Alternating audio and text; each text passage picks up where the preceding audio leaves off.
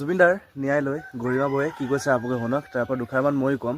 এই অসুৰকেইটাক মই মানুহ বুলি নকওঁ, দোষী বুলি ক'লেও মানুহ হৈ থাকে।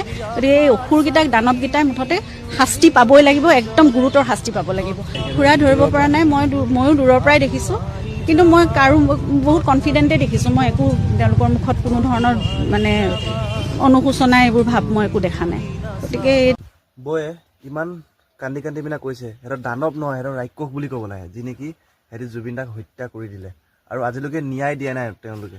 যি নেকি মই কৈছোঁ যেতিয়ালৈকে হিমন্ত বিশ্ব শৰ্মা ডাঙৰীয়া গাদীত থাকে তেতিয়ালৈকে জুবিনদা ন্যায় নাপায়। Would like to take notes while I take totes. 100% সেইটো মই লিখি দিছোঁ আৰু যেতিয়া তেওঁ এই গাড়ীৰ পৰা নামি দিব তেতিয়াহে তেওঁ ন্যায় পাব, নহ'লে হিমন্ত বিশ্ব শৰ্মা থাকিলে কাহানিও ন্যায় নাপায়। আৰু ন্যায় নাপালে কি হ'ব, ৰাস্তাত এনেকৈ কটা যাব।